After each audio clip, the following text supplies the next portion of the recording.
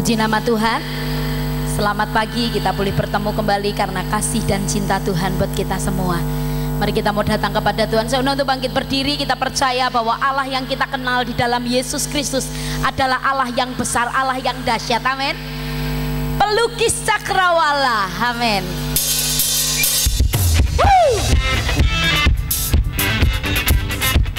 Terima kasih Tuhan. Dia yang miliki saudara dan saya. Mari tinggikan dan besarkan Tuhan kita.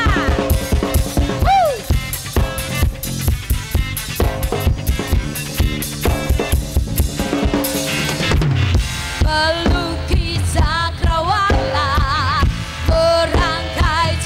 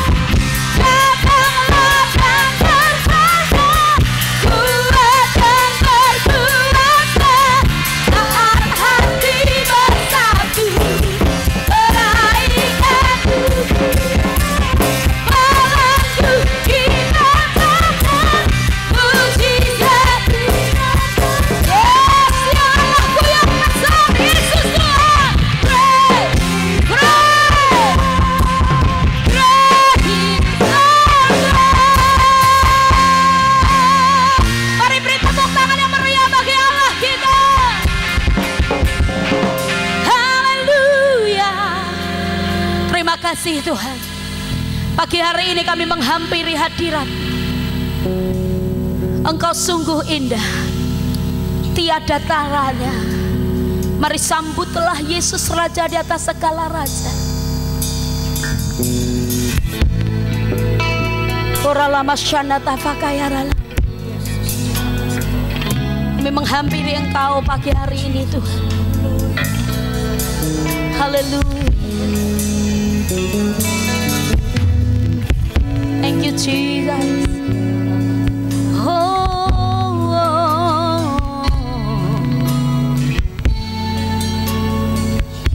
Kau sungguh indah, sungguh indah,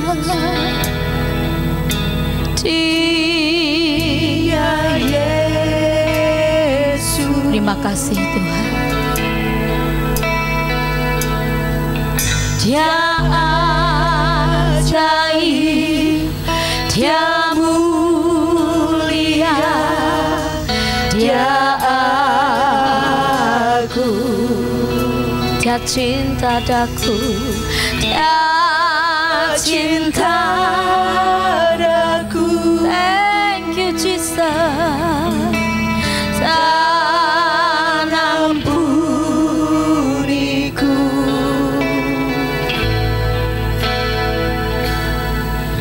bahkan rela berikan nyawanya untuk selamat. Katakan Dia sungguh indah, Dia Yesus Tuhan.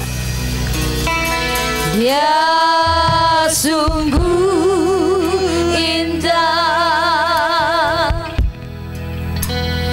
Dia Yesus.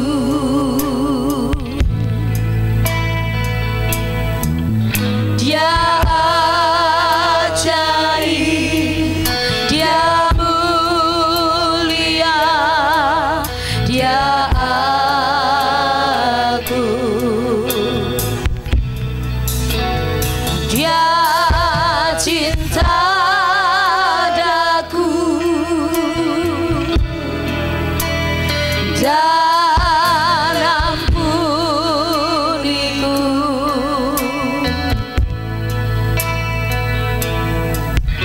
Bahkan rela berikan nyawanya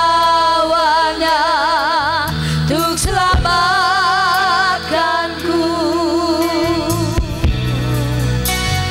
Sambutlah Yesus,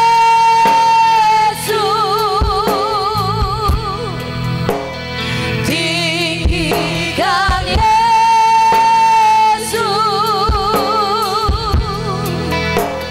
beri Dia hormat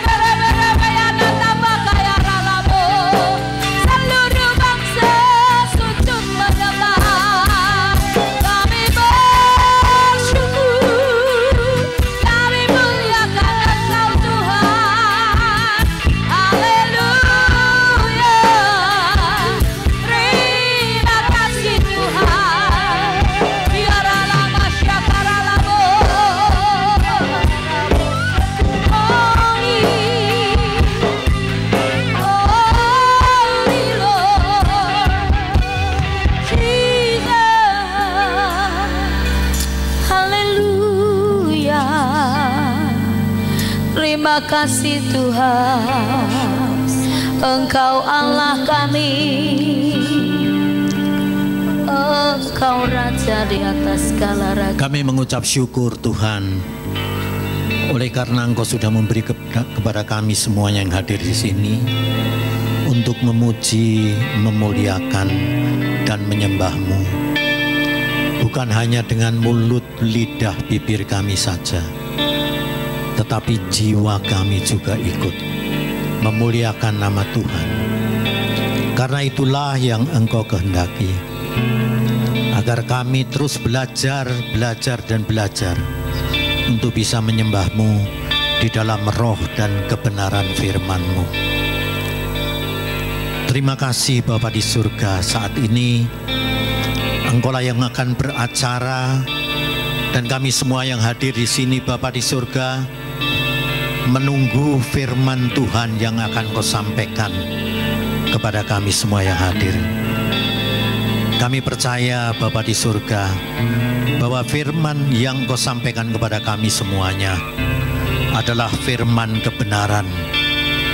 Firman kebenaran yang memerdekakan kami, agar melalui firman yang kami mengerti itu Bapa di surga, Engkau akan mengubahkan kami sesuai dengan rencana dan kehendak Bapa. Terima kasih Bapa di surga. Urapi kami semuanya dengan Roh Kudus.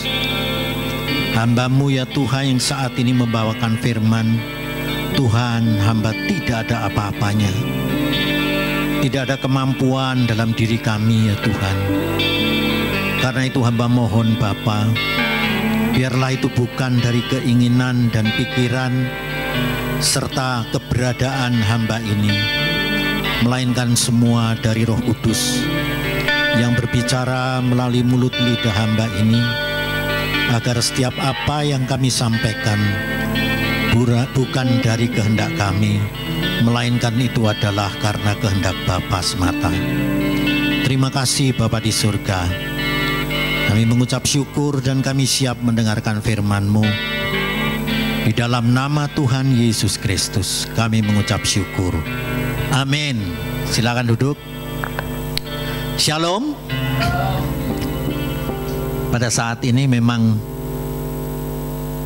kami diberikan kesempatan oleh Bapak Gembala, tapi ini nanti sifatnya seperti kolaborasi.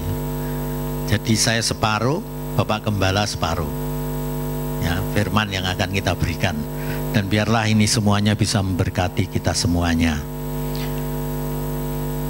Tolong mungkin bisa saya kasih tema di sini adalah keselamatan dari kerajaan surga. Nah, kita melihat bahwa penciptaan manusia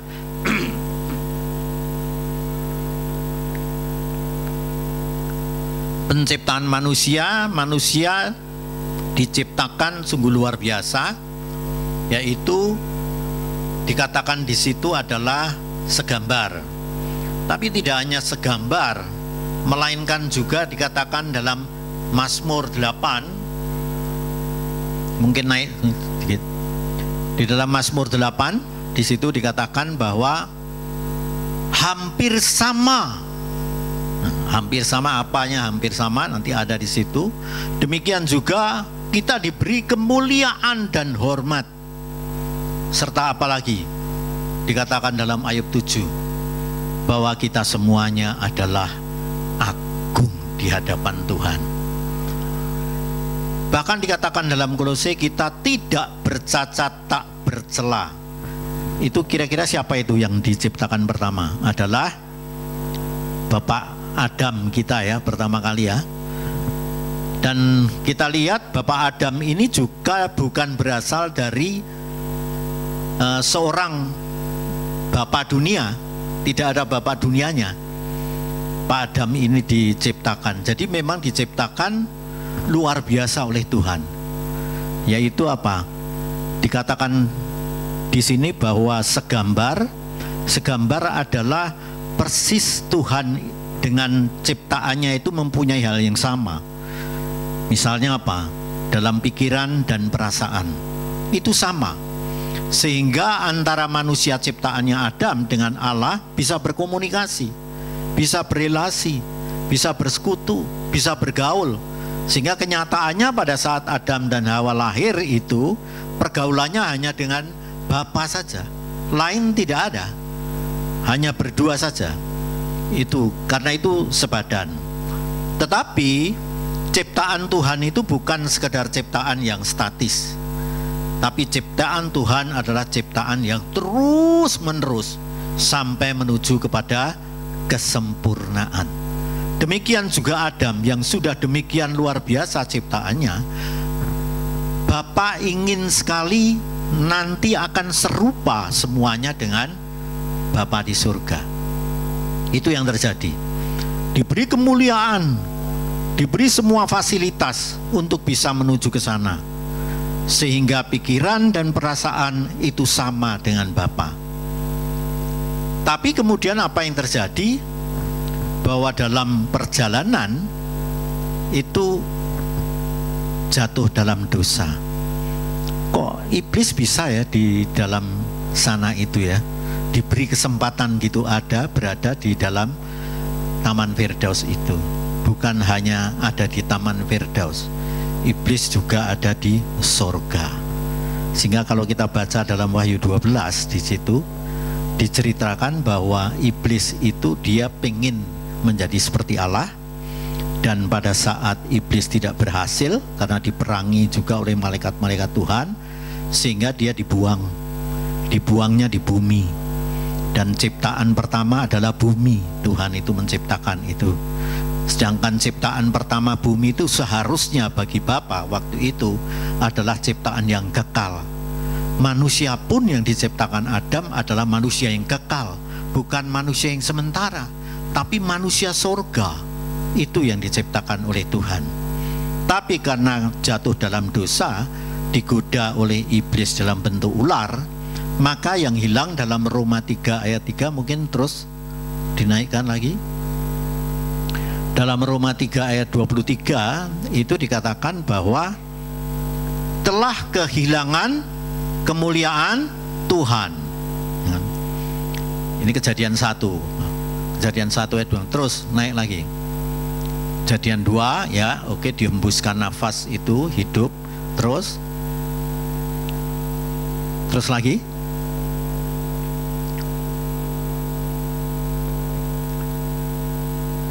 Nah, ini masuk manusia jatuh dalam dosa ya, kita tahu di situ. Kemudian Roma 3 ayat 23, karena semua orang yang semua orang telah berbuat dosa dan telah kehilangan kemuliaan Allah. Apa itu kemuliaan Allah? Bukan berarti hancur lebur. Dosa itu membuat manusia terus kemudian tidak bisa apa-apa, tidak. Allah menciptakan luar biasa manusia, tetap saja manusia itu bisa berkomunikasi dengan Tuhan. Bukan hilang kemudian tidak bisa berkomunikasi, tetap bisa. Karena ada apa tadi dikatakan bahwa di dalam kejadian 2 dikatakan bahwa Tuhan menghembuskan nafas kehidupan. Karena Tuhan menghembuskan nafas, rohnya diberikan kepada manusia, rohnya tetap ada, bukan kemudian hilang. Yang hilang adalah kemuliaan Tuhan. Jadi setiap ciptaannya itu tidak akan berhasil seperti apa yang dikehendaki Tuhan. Seperti apa yang dikehendaki Tuhan, tidak berhasil. Apa sih kehendak Bapa itu? Kita lihat dalam yang pertama, coba nomor 1. Kembali ke nomor 1.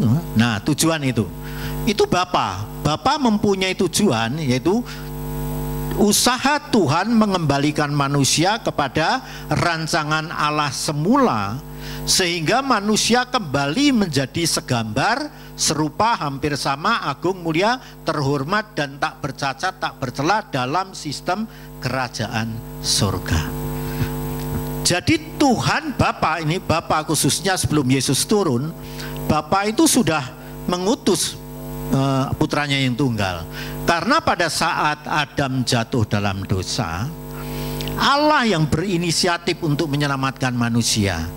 Kalau manusia ciptaan Allah yang maha agung itu tadi tiba-tiba dirusak oleh seseorang atau iblis, kira-kira Tuhan bagaimana? Gagal atau enggak? Gagal atau Tuhan pernah gagal? Enggak ya. Karena dengan firman diciptakannya, dibuat dari tanah. Dan kita lihat bagaimana yang namanya Yesaya 55 mengatakan setiap firman Allah, perbuatan Tuhan itu tidak pernah gagal. Semuanya akan berhasil. Walaupun dirusak, tetapi tetap ada roh yang diberikan kepada manusia, tinggal di dalam diri manusia. Itu masih ada. Sehingga apa yang terjadi? Semua manusia keturunan Adam, tidak ada satu prototipe ataupun teladan ataupun model yang bisa dicontoh. Seharusnya semua manusia hanya mencontoh Adam yang mula-mula, Adam yang pertama. Dia menjadi contoh hidup bagi seluruh umat manusia yang kemudian Adam dan Hawa ini punya turunan lainnya. Semuanya hanya melihat Adam. Tetapi pada saat itu rusak, sehingga semua manusia yang lahir dari Adam dan Hawa tidak mempunyai pegangan. Mau lihat siapa, mau contoh siapa, nggak ada contoh lagi. Karena Adam gagal, ciptaan yang mula-mula gagal. Sudah tidak bisa lagi seperti tujuan Bapa, yaitu rancangan Allah semula seperti yang dibawa itu. Rancangannya Tuhan seperti itu. Dan tidak berhasil satu manusia pun untuk bisa mendekati itu. Karena itu Tuhan kemudian tidak hanya berdiam diri, melainkan kemudian Tuhan berjanji. Janji pertama di dalam Kejadian 3 ayat 14, 15, 16. Apa yang dikatakan Tuhan di situ adalah keturunan perempuan akan berseteru dengan keturunan ular. Keturunan perempuan bisa meremukkan kepalanya, dan keturunan ular akan meremukkan tumitnya. Artinya bahwa nanti ada pribadi juga yang akan datang yang seperti Adam pertama, pribadi yang datang ini. Nah, disitulah kemudian nanti setan itu atau iblis itu diremukkan kepalanya, sehingga tidak bisa ada kuasa apapun setan iblis itu kecuali menakut-nakuti. Makanya dikatakan seperti singa, tapi bukan singa iblis itu. Karena apa? Sudah dipreteli sama Tuhan Yesus. Dan Tuhan Yesus itu nanti akan jadi yang dikatakan menghancurkan kepalanya. Tapi si setan iblis ini berhasil menghancurkan tumitnya. Apa artinya itu? Yaitu menyalibkan Tuhan Yesus. Kelak akan terjadi. Tapi dari perjanjian ini kita nyata bahwa kasih karunia Tuhan bukan dimulai dari Tuhan Yesus, tapi kasih karunia Tuhan mulai dari sejak Adam Hawa jatuh dalam dosa. Muncul kasih karunia Tuhan, tapi tidak ada hukum, terus berjalan. Yang terjadi hancur lebur. Tidak ada satupun yang bisa menjadi contoh. Karena itu apa yang terjadi? Melihat lahir hanya semua manusia lahir aja sampai mungkin ratusan juta atau sudah 1 miliar kita tidak tahu. Tapi di situ kemudian terjadi kegagalan. Apa? Tuhan menurunkan apa itu? Adalah ada seluruh bumi dihancurkan melalui apa? Air bah, yaitu zamannya Nuh. Karena memang sudah tidak bisa ada yang benar. Bagaimana mau menuju sana? Semuanya sudah rusak, semua sudah bejat. Dan tinggal kemudian yang dikatakan Nuh itu siapa? Nuh itu manusia biasa yang tidak mempunyai contoh, tapi tahu dari papahnya Abraham turun-temurun tetap saja ngajar. Abraham siapa? Adam dan Hawa itu mengajar kepada anak-anaknya bahwa ada Tuhan. Tuhan itu siapa? Nah, Nuh ini satu-satunya dari sekian miliar penduduk pada saat itu, hanya Nuh saja yang bergaul dikatakan selama hidupnya. Artinya bergaul ya, bergaul bukan kayak kita bergaul, sekarang bergaul besok nggak mau lagi, sekarang bergaul besok nggak mau lagi, tidak. Itu ratusan tahun, itu bergaul. Seperti Henokh segala kan bergaul juga ratusan tahun. Berapa Henokh bergaul sama Tuhan? 300 tahun. Wah, luar biasa kan? Hanya hidup kepada Tuhan karena tahu benar. Demikian juga Nuh, diberi kesempatan Nuh dengan anggota keluarganya hidup. Nah, kita melihat di sini bagaimana ternyata keselamatan itu adalah rancangan Bapa. Di mana Bapa bukan untuk kita masuk surga saja. Enggak. Sekarang kita hanya mengerti bahwa kita masuk surga, diselamatkan Yesus. Tidak. Tapi keselamatan orang Kristen atau orang yang percaya pada Yesus itu bukan untuk di surga saja, melainkan harus serupa dengan rancangan Allah waktu menciptakan manusia pertama mula-mula, itu harus sama. Karena itu berbeda dengan agama-agama lain di luar. Kalau agama-agama lain semuanya hanya berbicara tentang moral, ya kan, budi pekerti maupun juga etika dan lain sebagainya. Sama, kita pun juga sama. Semua baik.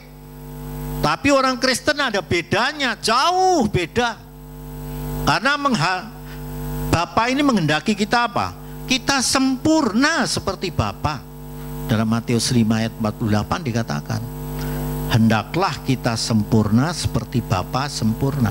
Yang ngomong itu bukan manusia, tapi yang bicara itu Tuhan Yesus. Tapi kita tidak pernah diarahkan untuk menjadi sempurna. Tetapi kita hanya diarahkan surga, nggak ngerti bahwa ada usaha Bapa di surga. Baru Bapa bicara sama Tuhan Yesus. Kalau Bapa pada saat ciptaan pertama itu, kenapa si Adam dan Hawa bisa jatuh dalam dosa? Karena Tuhan memberikan kepada manusia ciptaan pertama sampai sekarang adalah kehendak bebas. Ada free will. Jadi free will itu tidak mau campur tangan Tuhan. Itu adalah kebebasan kita semuanya. Mau ikut Tuhan dalam rencana Bapa atau tidak, silahkan. Nah, Adam dan Hawa tidak memilih itu. Memilih yang ikut iblis. Makanya yang terjadi rusak semuanya. Sampai sekarang pun kita masih diberikan firman itu kepada kita.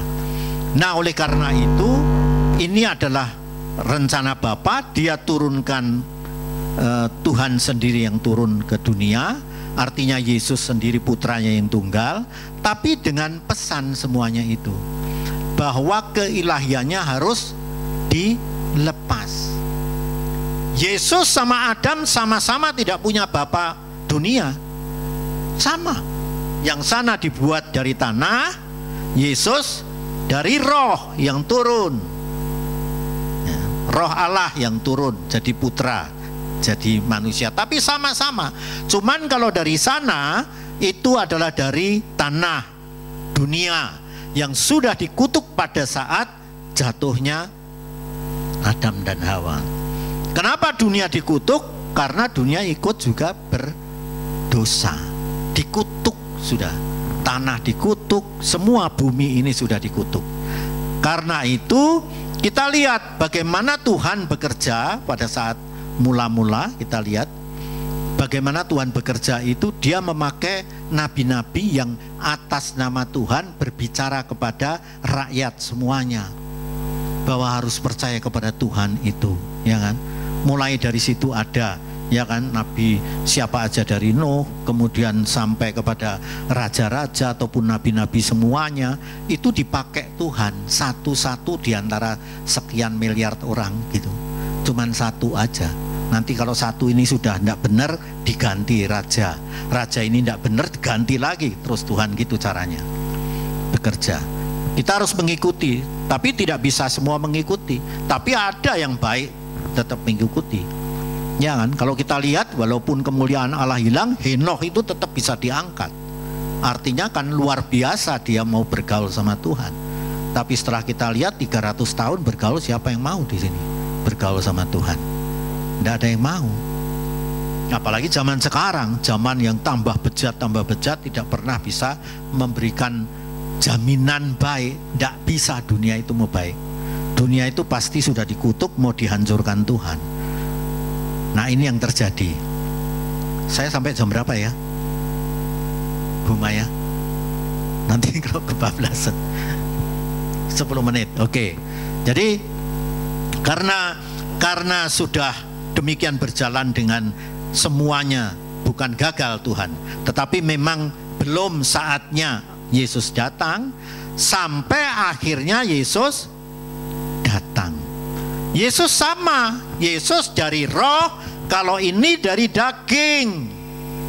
Adam ini dari daging, dibuat daging. Kalau Yesus dari roh, dia dari roh kemudian menjadi daging. Daging dalam Roma 8 ayat 3 sama dengan dagingnya kita. Dan tidak fair kalau Tuhan Yesus masih mengaku Allah, artinya dengan perbuatan-perbuatan seperti Allah. Tidak fair, karena ada kehendak bebas. Pokoknya Bapak ini adilnya luar biasa, sehingga itu memberikan Pak Wit ini juga merasa luar biasa loh Tuhan ini. Karena kita yang menentukan, bukan lagi Tuhan. Dalam segala perkara kita yang menentukan. Di situ, nah Tuhan Yesus datang harus seperti manusia. Kalau tidak seperti manusia, tidak bisa menjadi teladan. Tidak mungkin bisa menjadi contoh. Tidak bisa menjadi model kayak modelnya Adam dulu. Nggak bisa. Dia betul-betul manusia di dalam tubuh yang berdosa, kata firman Tuhan. Itu yang namanya Yesus. Dan kemudian dia melakukan apa yang dikehendaki Bapa. Nah, kita melihat di sini ya, bagaimana yang namanya perjalanan Yesus ini, Tuhan Yesus ini, waktu berjalan dia jadi hampir sama seperti Adam, persis hampir sama. Hanya di sana adalah daging yang dihidupkan oleh Tuhan. Kalau ini roh yang menghidupkan daging. Tahu ya? Paham nggak? Kalau Yesus ini dari roh menghidupkan daging. Kalau dulu Adam adalah daging yang dikasih hembuskan roh Tuhan. Beda asalnya. Karena itu kalau kita melihat di dalam perjanjian baru, Tuhan tidak pernah bicara soal kekayaan. Nggak pernah. Uang dan lain sebagainya, tidak pernah. Kalau bicara uang aja Tuhan beda ya. Kalau bicara begini, seperti misalnya Matius 6 ayat 33, yang penting kamu cari kerajaan surga, nanti semua yang kamu khawatirkan itu apa sih? Ya apa aja, makan, minum, kebutuhan-kebutuhan itu aku penuhi. Mestinya kalau Tuhan memenuhi yang ngasih duit dong. Kalau enggak pakai duit, pakai apa? Kita enggak bisa. Nah itu Tuhan caranya. Jadi yang penting apa? Cari kerajaan surga. Kemudian apa yang dikatakan dalam Ibrani 13? Jangan jadi hamba uang. Dikatakan gitu dalam Ibrani. Oh mungkin tidak ada di sini. Jangan jadi hamba uang. Tetapi Tuhan bilang, karena kalau kamu jadi hamba uang, maka yang namanya uang itu kamu buru terus. Kamu akan memburu duit. Seperti orang zaman sekarang. Duit. Dari jam 5 pagi, jam 10 malam, jam 5 pagi, saya 32 tahun, 33 tahun seperti itu. Jam 5 pagi, jam 10 baru datang, jam 5 pagi. Karena kita mau pulang gimana? Kalau begitu jam 6 kita pulang, tahu-tahu yang pemiliknya, pemilik perusahaan ngomong, jangan pulang dulu, kita rapat dulu. Rapatnya mulai jam 6 sore. Bagaimana coba? Tapi ya disediakan makan segala gitu ya. Tapi untuk apa? Kamu ini bekerja padaku sekarang. Tadi kan kamu sibuk. Aku mau ganggu aja, gak mau, katanya yang pemilik, ya kan? Kenapa gak mau? Kamu sibuk banget ngurusi banyak kerjaan. Saya diamkan. Terus kapan kamu mikirin perusahaan? Saya digituin coba. Habis kita tidak pernah mikirin perusahaan. Kamu sibuk dengan anak buah itu semua. Nah, sekarang mikirin perusahaan dari jam 6 sampai jam 9. Nah terus kita mau apa? Mau enggak gitu? Kan habis. Untuk Tuhan habis semua tenaga. Sampai rumah cuman mau tidur, jam 5 pagi berangkat lagi. Kapan kita mau bisa seperti apa yang Tuhan harapkan? Tidak mungkin, mustahil. Pak Wit tidak bisa kayak gitu. Oh Pak Wit baik, artinya baik itu ya kepada Yesus gitu. Wah udah pokoknya Yesus nomor satu. Tapi lip service hanya di dalam ya. Kalau kita dalam mulut atau ada juga dengan ekspresi apa yang kita lakukan? Ada nggak? Ada. Coba baca Roma, coba Pak, Roma 10 ayat 10. Mungkin ini sedikit saya terangkan. Roma 10 ayat 10. Bagaimana kita harus percaya kepada Tuhan.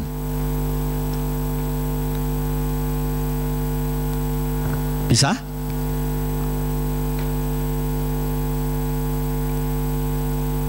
Roma 10 ya. Saya bacakan.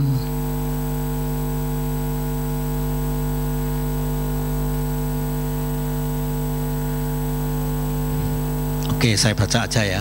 Oh ini. Karena dengan hati orang percaya dan dibenarkan, dan dengan mulut orang mengaku dan diselamatkan. Ini banyak yang nggak ngerti firman ini. Apa artinya firman ini? Dengan hati orang percaya dibenarkan dan dengan mulut orang mengaku. Saya juga lama nggak tahu, sama sekali nggak tahu. Waktu saya tahu ini, baru saya sadar. Saya gembira. Saya telepon juga seorang hamba Tuhan yang ada di sini. Karena begitu gegap gempita saya merasakan arti ini. Gak taunya artinya demikian. Kalau mengaku diselamatkan, kita mengaku kan kalau kita mau dibaptis itu, betul kan? Mengaku percaya Yesus, kamu diselamatkan. Ya sudah percaya Yesus, oke. Percaya betul-betul, ya percaya betul-betul. Berarti apa? Roh Kudus sudah ada di dalam hidupmu. Tapi mengaku dengan mulut bisa bohong nggak? Bisa nggak? Nggak bisa ya? Bisa. Hampir semuanya bohong. Mengaku dengan mulut itu hampir semuanya bohong. Karena itu Tuhan bilang, hati dengan hati orang percaya dan dibenarkan. Apa? Kalau mengaku dengan mulut, kedengaran enggak? Kedengaran kita kan? Tapi hati orang percaya bagaimana? Tanpa. Enggak mungkin enggak tanpa. Hati orang percaya itu tampak dari apa? Dari perilakunya. Karena hati tidak pernah bisa bohong. Itu yang dikatakan firman ini. Hati tidak pernah bisa bohong.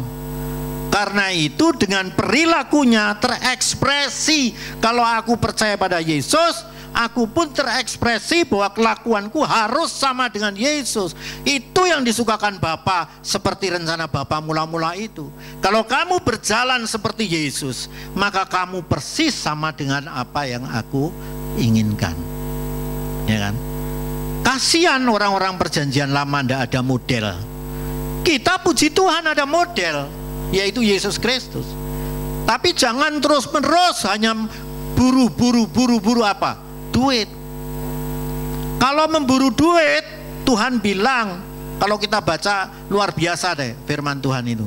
Dalam 1 Timotius 6 ayat 9 dan 10. Yang 9 itu pun sudah menyatakan bahwa berat bagi kita kalau kita ingin kaya itu. Karena apa? Lah kebutuhannya nggak tercukupi Pak. Harus gitu ya. Memang itulah yang diajarkan oleh setan iblis sejak Tuhan Yesus dicobai. Sejak Tuhan Yesus dicobai, perbuatan setan iblis tetap sama, yaitu soal materi. Tidak ada lain. Sampai kita nanti materi terus yang diberikan. Ya kan? Tuhan Yesus dibilang tuh, kamu tahu itu kerajaan dunia itu. Begitu indah. Ada kuasanya di situ. Aku berikan kepadamu karena itu milikku sekarang. Tapi Tuhan Yesus tidak mau. Sehingga kalau lihat kehidupan Tuhan Yesus, di mana kita harus mencontohnya, Tuhan Yesus mau diikuti oleh orang-orang mengatakan apa? Tuhan, aku mau mengikut Engkau sampai kemana aja kamu ada, aku mau berada di situ. Tuhan Yesus mengatakan apa? Serigala punya liang, burung punya sarang, tapi aku rumah pun tidak punya. Itu Tuhan Yesus. Dia beri teladan kepada kita supaya tidak memburu uang, supaya tidak menjadi hamba uang, supaya lupa akan pekerjaan Tuhan yang harus kita lakukan. Nah inilah yang kita harus tahu. Bagaimana kemudian Tuhan itu mendatangkan Yesus Kristus, itu supaya menjadi contoh teladan bagi kita. Apa nggak luar biasa gitu? Zaman sebelum Tuhan Yesus kasihan orang-orang. Sehingga dalam 1 Petrus 1 mengatakan apa? Tuhan Yesus waktu disalib mati turun ke dunia orang mati. Betul enggak? Di sana ngapain? Dia memberitakan Injil kepada roh-roh zaman siapa? Nuh. Karena dihabisin orang-orang Nuh itu, semua rakyat di situ tidak ada contohnya Tuhan, tapi Tuhan marah. Karena dosa mereka juga tidak diperhitungkan sebetulnya, karena tidak ada hukum Taurat. Ini yang terjadi. Makanya kemudian Tuhan datang di dalam dunia orang mati, dia beritakan Injil itu. Tapi zaman sekarang, oh tidak ada lagi. Zaman sekarang itu Roh Kudus sudah diberikan kepada kita untuk fasilitas. Kita sudah ditebus lunas oleh Tuhan. Artinya apa? Tebus lunas, miliknya Tuhan 100%. Kalau kita bisa dalam Roma 10 ayat 10, kita akan menjalankan persis sama dengan Tuhan Yesus seperti dalam 1 Yohanes 2, bahwa kita wajib harus sama seperti Yesus.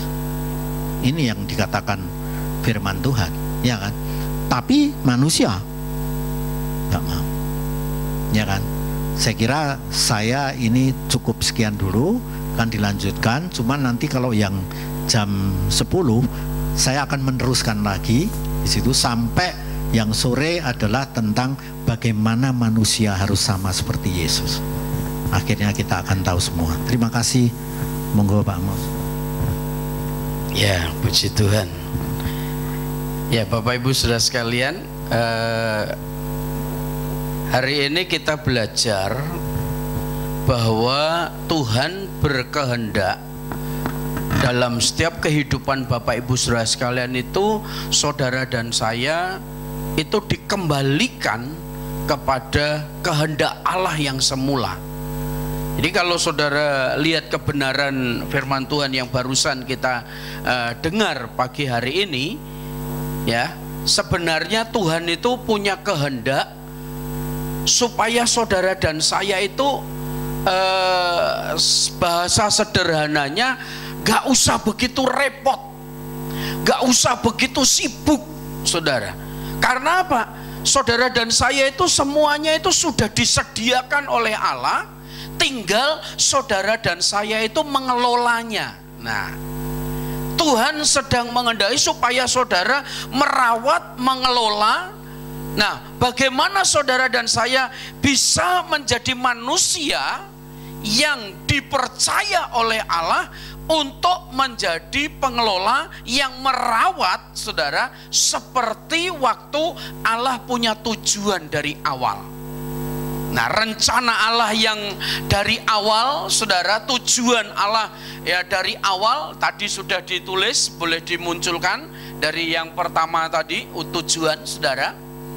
Ya, ini saya nggak janjian sama Pak Wid ya. Kalau saudara ingat khotbah minggu saya pagi kemarin, jemaat yang ada di Laodikia, dalam kitab Wahyu pasal 3 ayat 14, ini tetap munculkan aja. Saya akan ingatkan kembali, saudara. Di sini dikatakan, dan tuliskanlah kepada malaikat jemaat di Laodikia, inilah firman dari Amin, saksi yang setia dan benar, permulaan dari ciptaan Allah, saudara. Jadi kalau saudara dan saya mendengar khotbah minggu saya yang lalu, saudara, pagi juga saya sampaikan ini. Jadi kembali lagi, saudara, di situ dikatakan dari permulaan dari ciptaan Allah, saudara. Nah, jadi saudara dan saya sebenarnya Tuhan itu punya rencana yang agung, punya rencana yang indah, punya tujuan yang luar biasa untuk saudara dan saya menjadi ciptaan Allah, saudara, yang dikatakan serupa, segambar dengan Dia yang menciptakan, saudara. Jadi Bapak Ibu Saudara sekalian, sebenarnya manusia itu di hadapan Allah spesial, saudara. Manusia itu, saudara dan saya, di hadapan Allah itu istimewa, saudara. Maka dari itu, saudara, Tuhan sebelum menciptakan manusia, saudara, semuanya sudah disediakan, saudara. Ya, semuanya sudah disediakan, tempatnya sudah disediakan, bumi sudah disediakan, dan semakin mendalam lagi, saudara, kalau kita mendalami lagi, di bumi ini ada banyak kekayaan yang dicari-cari oleh manusia, saudara. Nah, saat itu Tuhan menempatkan manusia, saudara, yang sudah diciptakan oleh Allah, saudara, dari ciptaan yang semula. Nah, ciptaan yang semula itu adalah manusia Adam, saudara. Nah, manusia Adam inilah, saudara, yang diciptakan, yang ditaruh supaya, yang dipercaya, saudara, Allah punya harapan memberi kepercayaan kepada manusia ini supaya apa? Menguasai di situ. Berkuasalah, saudara, menguasai alam jagat raya semesta ini, saudara. Allah punya tujuan itu mempercayakan otoritas, kuasa kepada manusia, saudara. Nah, kembali lagi, saudara, sebelum ada terjadi penciptaan manusia tadi, Pak Wid tadi sampaikan bahwa iblis itu di surga, saudara. Sebelumnya, saudara, ya, asal mula iblis, supaya saudara jangan salah paham, loh kok iblis di surga? Nah, saudara, siapa iblis itu sebenarnya? Nah, ini, saudara, jadi bukan iblis di surga, saudara, supaya saudara nggak salah tanggap, loh nanti, loh kok iblis di surga? Nah, gini, saudara, saya jelaskan, saudara, sebelum menjadi iblis, saudara, ya. Jadi, saudara, sebelum alam semesta ini terjadi, itu hanya ada singgasana surga, saudara, yaitu tempat di mana hanya dua makhluk, saudara, yang menghuni, saudara, yaitu Tuhan. Makhluk pertama ini adalah Tuhan itu sendiri, Sang Pencipta, saudara. Dan yang kedua, makhluk kedua itu adalah malaikat, saudara. Nah, malaikat ini, saudara, yang malaikat ini diciptakan oleh Allah juga, saudara. Jadi Allah telah menciptakan manusia, malaikat, saudara. Jadi, nah, yang tidak bisa menciptakan diri sendiri ya Allah, saudara. Beliau itu sudah ada sebelum yang ada, saudara. Jadi semuanya, ya, kembali lagi bahwa Allah itu, saudara. Jadi dari alam semesta itu yang ada di alam jagat, di bumi sebelum tercipta itu hanya satu yang namanya Allah, saudara, atau Tuhan, saudara. Nah, jadi Tuhan inilah, saudara, menciptakan para malaikat, saudara. Nah, surga sudah dibuat oleh Allah itu sendiri, dan Allah penghuni surga itu, dan Allah menciptakan malaikat, saudara. Di situ para malaikat diciptakan, saudara, sebanyak mungkin jumlahnya, saudara. Dan setelah malaikat itu tidak kawin mengawinkan, saudara.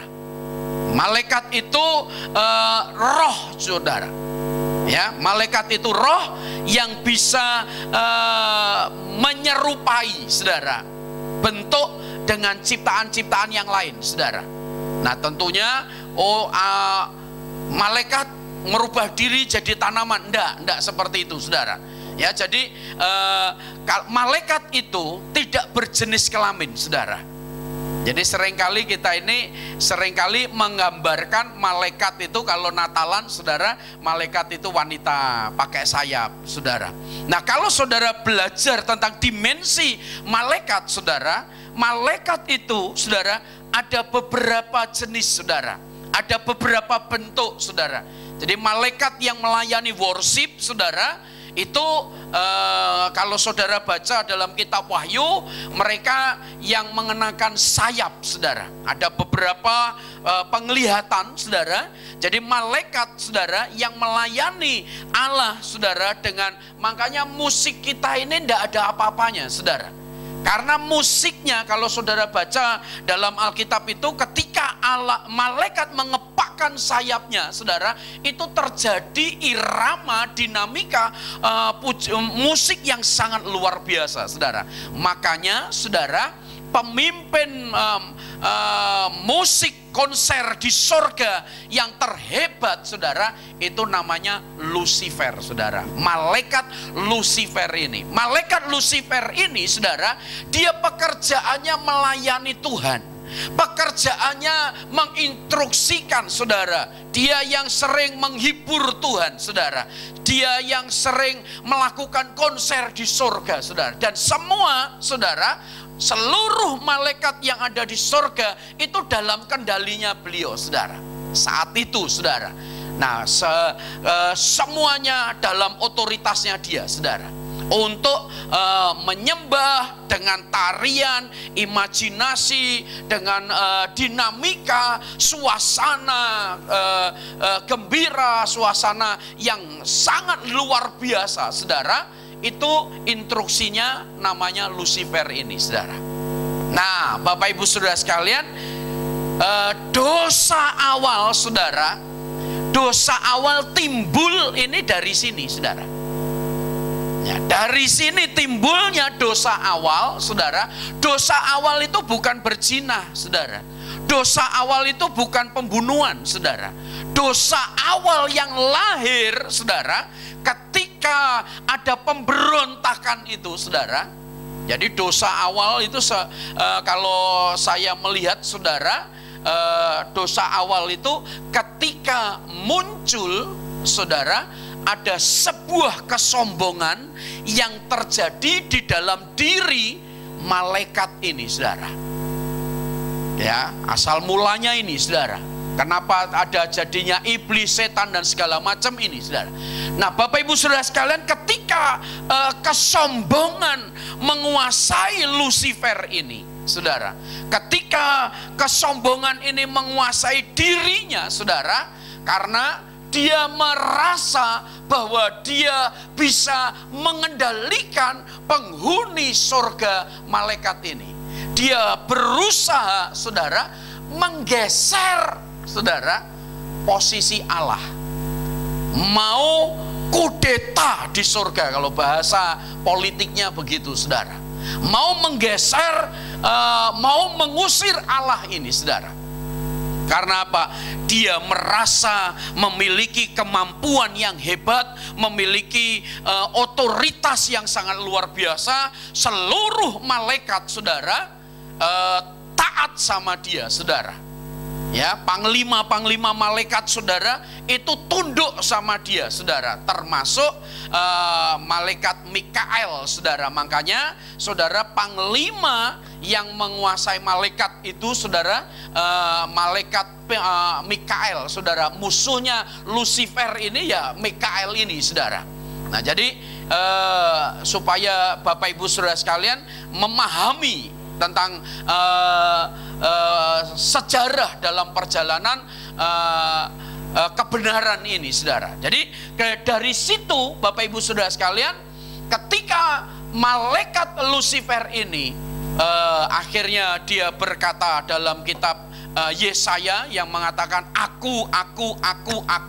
Nah, seperti itu, saudara. Dan disitulah, saudara, dalam kebenaran firman Tuhan, Lucifer ini diusir, saudara.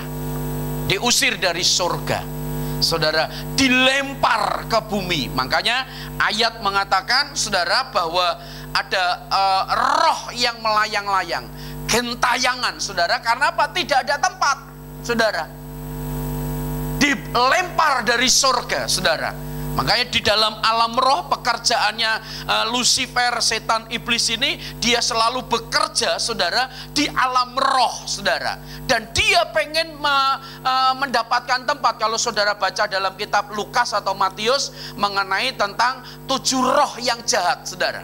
Nah, di mana, saudara, roh itu berada, saudara, yang diusir dari surga ini, saudara. Nah, ternyata Lucifer diusir dari surga itu nggak sendirian. Dia membawa massa, dia membawa pengikut. Dalam kitab Wahyu, saudara, 1/3 malaikat, saudara, mengikuti dia, saudara. Nah, ketika dia tadinya saudara, dia ada di sorga, dia ada dalam suasana sorga, ketika dia dilempar, disitulah Bapak Ibu Saudara sekalian tercatat, tertulis saudara, menjadi iblis saudara. Jadi kata iblis yang pertama di situ saudara, bapakmu adalah pendusta. Nah, jadi Bapak Ibu Saudara sekalian, ketika Lucifer ini saudara dilemparkan saudara di alam ini, belum terjadi bumi saudara, di alam ini saudara, di roro di udara saudara. Kalau bahasa saya gentayangan saudara, dia nggak ada tempat saudara. Nah, ketika dia mengembara saudara, tinggalkan cerita ini saudara, kembali kepada kehendak Allah. Allah punya tujuan saudara, ya, Allah punya tujuan. Maka dari itu Allah menciptakan tempat saudara, bumi ini saudara, taman Tuhan ini, Firdaus ini saudara. Dia ciptakan hari pertama, kedua, sampai hari ke-7 saudara, sehingga ditempatkan manusia di situ saudara. Nah, ketika Allah menciptakan manusia ini saudara, ada malaikat tadi saudara yang sudah dibuang dari sorga, yang bernama iblis, yang bernama Lucifer ini saudara. Dia melihat saudara, ada sebuah hubungan yang begitu harmonis, karena tempatnya dia saudara, tempatnya dia itu telah diisi oleh manusia saudara. Manusia yang pertama itu Adam saudara. Makanya di situ saudara, Adam memiliki keintiman dengan Allah, Adam memiliki kedekatan dengan Allah saudara. Hubungannya begitu harmonis saudara, Bapak Ibu Saudara sekalian. Nah, dari sini saudara, Lucifer ini saudara, yang gentayangan, yang disebut iblis saudara, yang disebut setan saudara, yang disebut ular naga ini saudara. Nah, dia melihat saudara, bagaimana ada satu kecemburuan, ada satu iri saudara. Makanya sifat iri, sifat cemburu yang berlebihan itu bukan dari Tuhan.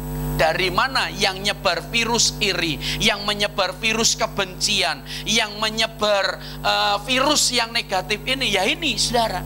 Karena dia melihat manusia dekat dengan Allah, dia iri, dia cemburu, dia marah, karena tempatnya dia yang dulu ditempati oleh manusia. Makanya dia membuat perhitungan saudara dengan ciptaannya, dengan manusia.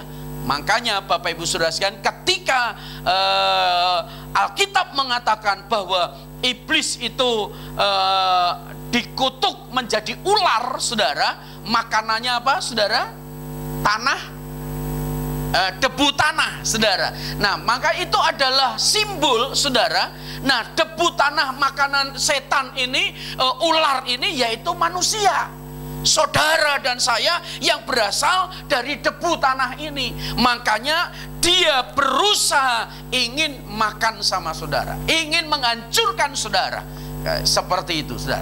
Nah, saat itu terjadi Bapak Ibu Saudara, karena apa? Dia sudah kalah, tidak bisa melawan Allah saudara. Dia tidak bisa kembali ke surga malaikat ini. Karena apa? Ada penjaganya, Lucifer yang menjaga surga saudara. Jadi tidak Mikael saudara yang menjaga surga ini, yang dikatakan Alkitab kalau dalam bagaikan membawa pedang yang menyala-nyala saudara. Jadi Lucifer gak bisa tembus, gak bisa masuk di surga saudara, gak bisa saudara. Makanya Lucifer itu paling takut saudara, iblis itu paling takut kalau ada orang yang tinggal dalam hadirat Tuhan saudara. Ketika saudara dan saya ada dalam hadirat Tuhan, maka saudara, dia gak bisa masuk, dia gak bisa tembus saudara. Saudara, karena hadirat Tuhan itu bicara tentang suasana surga, bicara tentang hadirat Tuhan itu bicara ada segalanya, hal-hal yang positif yang menjadi kebutuhan saudara, keperluan saudara. Makanya kalau ditarik lagi benang merahnya, Matius 6 ayat 33 ini saudara, apa yang menjadikan kebutuhan manusia ditambahkan saudara. Karena apa? Saudara, Firdaus ini sudah tidak ada lagi, saudara. Saudara, hanya terjadi di dalam alam roh. Beliau tidak tahu, saudara, sekarang ini Firdaus ada di mana, saudara. Itu menjadi rahasia Allah, saudara. Saudara nggak usah memburu Firdaus, saudara. Ya, saudara tidak akan ketemu. Ini ada hal-hal yang dirahasiakan oleh Allah, saudara. Makanya Bapak Ibu Saudara sekalian, kalau saudara mau kembali ke Firdausmu, kalau saudara mau kembali ke surgamu, saudara carilah dahulu kerajaan Allah dan kebenarannya akan ditambahkan, saudara. Jadi Bapak Ibu Saudara sekalian, ini Bapak Ibu, sehingga saudara dan saya harus mengerti bahwa saudara dan saya, saudara, ini menjadi musuh bebuyutan dari generasi-generasi, saudara. Dari generasi ke generasi ini menjadi musuh bebuyutan, peperangan, saudara. Makanya, saudara, setiap saudara ketika melihat ular, saudara, ujung-ujungnya apa? Langsung pateni, saudara. Apalagi sama Edo, saudara. Di Padepokan ada beberapa ular, ketika lihat, oh Edo sudah nggak ini, saudara. Cari senjata tajam, cari batu, saudara, kepalanya diremukkan, saudara. Karena itu sudah tertulis, saudara. Makanya heran kalau ada orang yang bersahabat sama ular, saudara. Ular ini tidak bisa diajak sahabat, saudara. Cepat atau lambat dia akan menggigit, saudara. Makanya ular itu, saudara, tidak ada lidahnya itu tunggal. Coba kalau saudara buka lidah ular itu bercabang, saudara. Nah, itu apa? Simbolnya, saudara. Supaya apa? Supaya saudara dan saya kalau memuji Tuhan, benar-benar bukan hanya di bibir saja, saudara. Saudara dan saya kalau memuji Tuhan benar-benar dalam rohmu, mulutmu mengaku tadi ayat saudara. Ya, kita tidak bisa mengaku hanya dengan mulut saja, saudara. Karena apa? Sejak dosa masuk, saudara, sejak Lucifer masuk di taman Tuhan ini, saudara, disitulah terjadi pencemaran, terjadi polusi, saudara. Akhirnya, saudara, dosa turun temurun di situ. Setiap Adam dan Hawa membuat pelanggaran, saudara, apa yang terjadi? Kutuk turunan terjadi. Kutuk demi kutuk dikutuk, saudara. Itu terjadi, saudara. Jadi taman itu tanah itu kena kutuk ketika Kain dan Habel, saudara, melakukan kesalahan, saudara, dosa, akhirnya tanah yang kena kutuk. Dan sampai hari ini, saudara, kutuk-kutuk itu terus terjadi, saudara.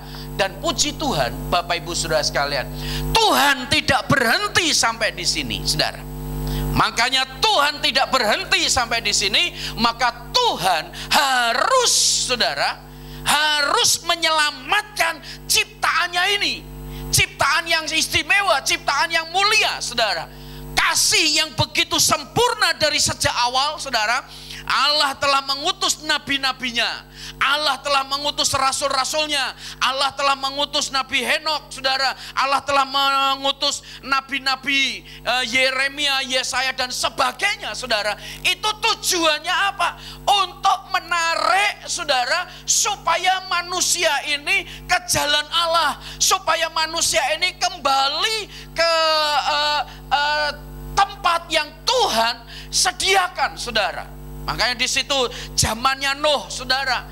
Allah bukan kejam sebenarnya, saudara. Allah begitu mencintai, Allah begitu mengasihi. Kenapa, saudara? Allah menjadi murka karena yang di mata Allah manusia melakukan kekejian. Dan itu Allah berkata, itu bukan pribadiku, itu bukan sifatku, saudara.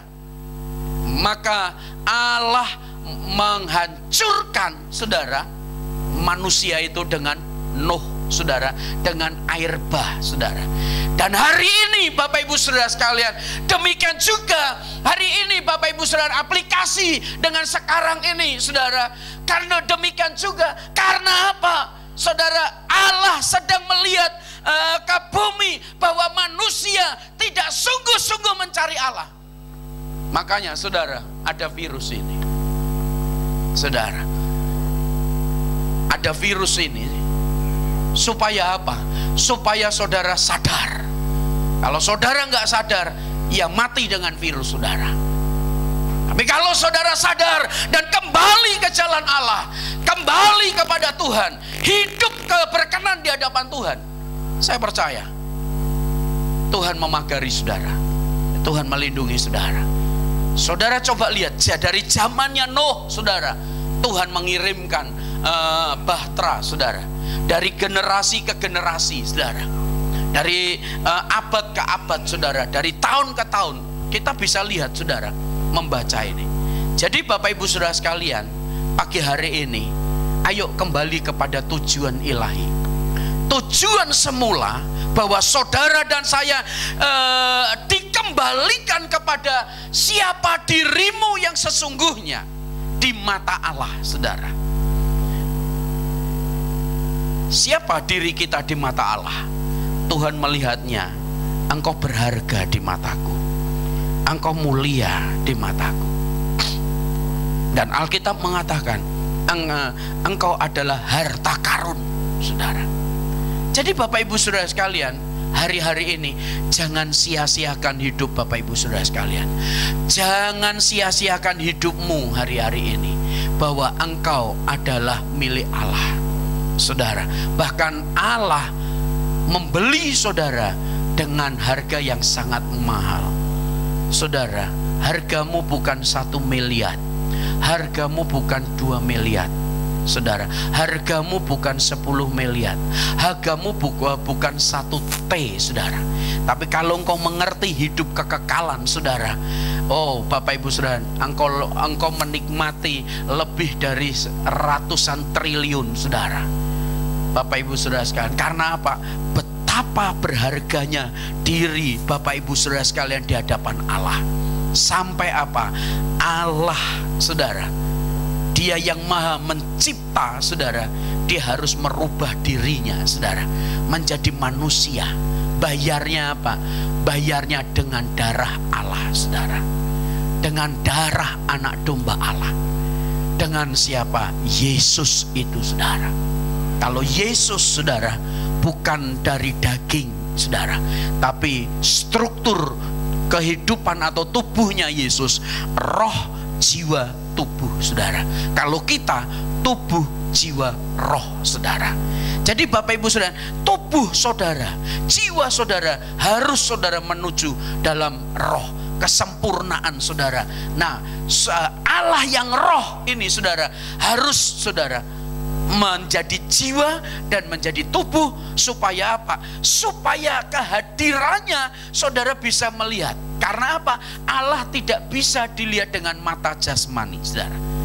Maka dari itu, bahwa manusia sejak kehilangan kemuliaan Allah, saudara, dia tidak bisa melihat dalam dimensi supranatural, saudara. Ada selubung, kata Paulus, selaput kita tertutup sehingga kita tidak bisa mengerti isi kitab suci, saudara.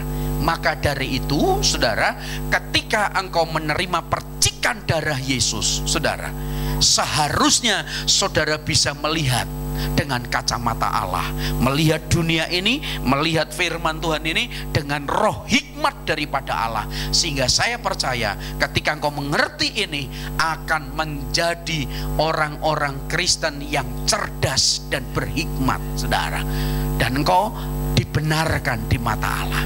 Dan seharusnya kalau ini terjadi, saudara, dunia ini ada dalam kuasa saudara. Dunia ini ada dalam kuasa kita, saudara. Jadi seharusnya, saudara, kitalah yang menentukan peranan di bumi ini, saudara. Karena apa, saudara? Adam yang kedua, saudara, itu sudah tinggal di dalam hidup saudara. Namanya Yesus, namanya Firman, namanya Roh Kudus, saudara.